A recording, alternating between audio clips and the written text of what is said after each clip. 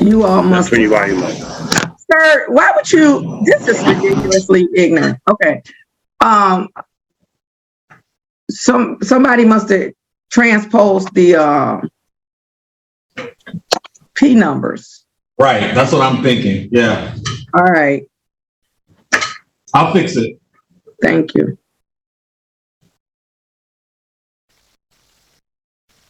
All right. Good morning, ladies and gentlemen. When prompted to do so,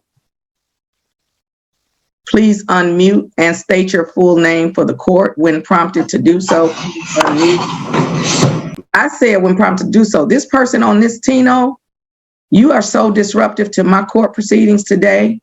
You've been disruptive all morning. You've been disruptive all morning. You have been disruptive all morning. Ms. Howard, I'm going to send you to a breakout room to speak with the lawyers. Please accept to join breakout room number 6, Ms. Howard. Could you go back to Deputy Nora, please?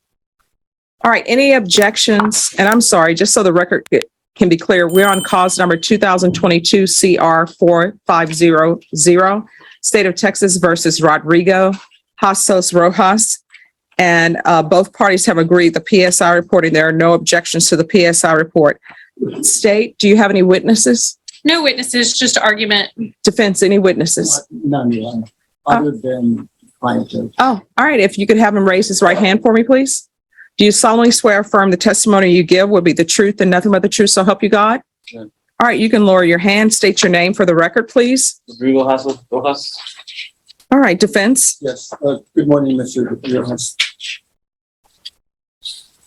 So this morning we are before this judge, and you understand that the plea agreement was 5 years on your application for deferred adjudication and probation. Is that correct? Yeah. Is there anything that you would like could you tell the judge before he likely to grant you probation? Yes, sir.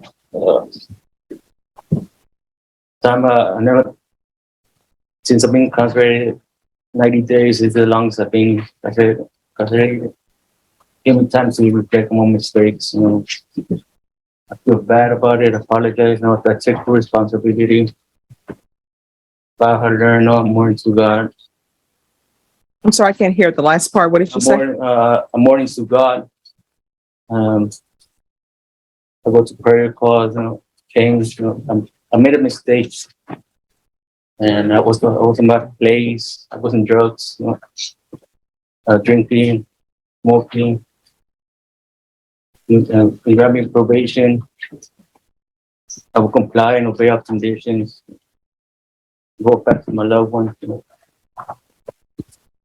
I also wanted to ask you, Mr. Rojas, prior to the commission of this offense that you're before the judge, and even after that, you mentioned that you were in a bad place. You were on drugs, is that correct? Yes, sir. Has any court at any time in your adult life, have they ever given you any type of rehabilitation, any programs, or anything that you've done? No, sir.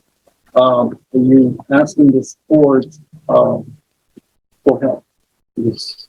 And are you asking this court to place you in classes and programs that could assist you in dealing with that substance abuse problem that you have? Yes, sir. Okay. And prior to this arrest, have you ever been convicted before of any other charges? No, sir. And if the court will order you to do classes, or you motivated to do all of the classes that they ask you to do? Yes, sir. Also. You're asking the court to grant you either deferred adjudication or regular probation. Like you're asking the court. Yes, yes. State. Good morning, Mr. Rojas. On August 7th, 2021, you were arrested for terroristic threat, family, household. Who was the victim on that case? Selena Morales, the same victim on this case. Okay, and you were also arrested for resisting arrest, transport on that date. Is yes, that correct? Same day. Okay.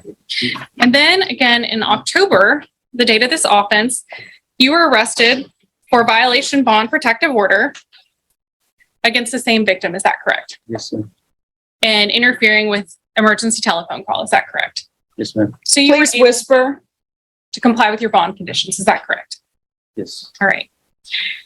And then again, after this offense, in June, you were arrested for violation bond protective order, assault, and continuous violence against a family member.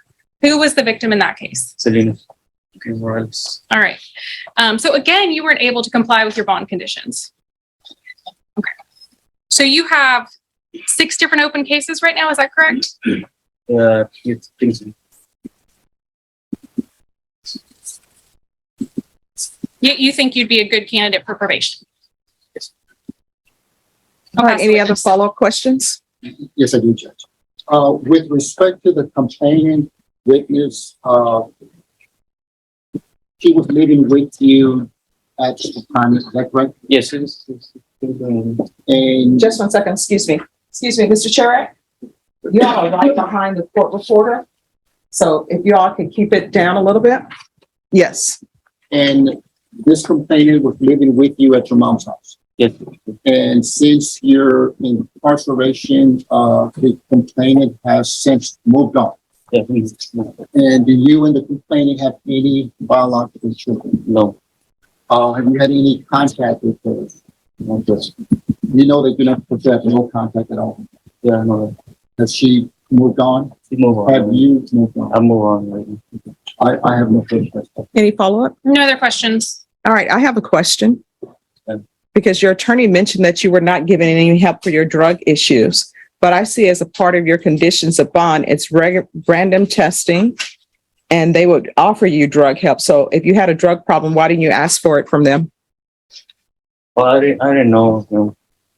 What do you mean you didn't know? You were on you were on bond. I don't know. I could ask for help on.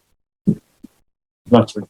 And you're talking about getting back to your loved ones. Who are your loved ones? Brother, my mom and dad, my sisters, my nephews. So why didn't you do what was asked of you while you were I was on bond? hanging with the wrong people. No, here's the thing. Let me tell you about who wrong people are. Yes. If somebody else was standing before me in your shoes, they would say they were hanging around with the wrong people. That's why they were picking up these cases. And I would say, who are those wrong people? And you know who they would tell me? Rodrigo Hasos Rojas. You're the wrong person. And I heard you say you made mistakes. You didn't make any mistake. You made choices.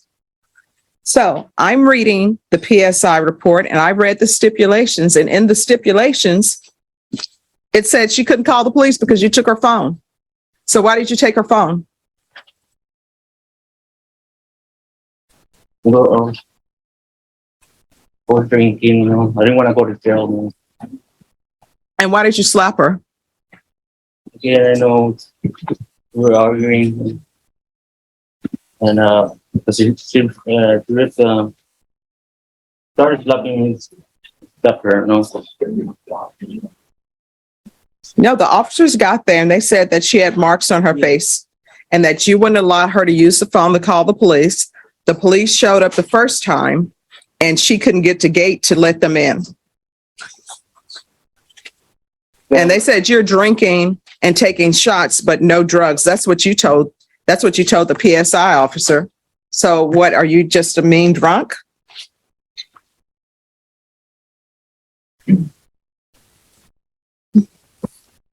So you made bad choices, not mistakes. Yeah, but You know what a mistake is? Let me give you an example of a mistake. It's raining outside. I know it's raining outside. I bring my umbrella. I come to court. I sit next to somebody in court. They have a black umbrella. I have a black umbrella. I finish my business for the day. I leave the courtroom. I take my black umbrella. I go outside. I open it up. And on the inside, my initials are not there. That's a mistake. I thought I was getting my umbrella. Here's a choice. I didn't check the weather. My mom didn't call me and say, hey, it's supposed to rain in San Antonio. And I come to court and attorneys come in, they have their umbrellas, and I figure, heck, it's raining outside and I don't have an umbrella. And then, you know what I do? I'm leaving. I just grab an umbrella and I walk out. That was a choice. I know that's not my umbrella. So you haven't been making mistakes. You've been making bad choices, and they're horrendous choices. And you need to be at a place where you can sit down and think about the bad choices you've made. You understand? All right. This is what the court is going to do. Judge, Yes. I would like to, on his behalf, to offer something to this court, Judge. Yes. Judge, the reason that those bad choices were made, Mr. Rojas did testify that he was in a bad place, Judge. The root of the problem here, Judge, is that he has had a drug addiction. He has never really availed himself of any type of outpatient or inpatient program. He was in a very bad place, Judge. He's not a bad person. He does need help. At the time of the commission of all of this offenses, Judge, he was on drugs. And if anything comes out of this case, Judge, I would like for him to at least get some help that he can learn from this to attack the root of the problem, which is the illness that he has, which is the addiction to the drugs. I don't think that sentencing him to prison will solve that, Judge. I think either an inpatient or an outpatient program would be a lot more beneficial. Okay. All right. Mr. Hasso, I'm going to deny your application. I am going to send you to prison. Would you like the therapeutic community? It will help you with any drug issues. Whether or not they accept you or not is completely up to you volunteering for the program and them accepting you in the program. But if you don't volunteer for it, they're not going to accept you. Do you understand? So would you like that? All right. So I'm going to find you guilty. I'm going to sentence you to 4 years in the prison, give you credit for any time served, a $1,500 fine, time and money run concurrent. There's an affirmative finding of family violence. There's to be no contact with Selena Morales. Take in consideration night mag number 664323, 664328, county court cause number 6707553, 666927, 666926, grand jury number 754238 in the therapeutic community. I'm going to show you what's entitled Trial Court Certification of Defendant's Rights to Appeal. Did you review that document with your attorney? Did you understand it? And did you sign it?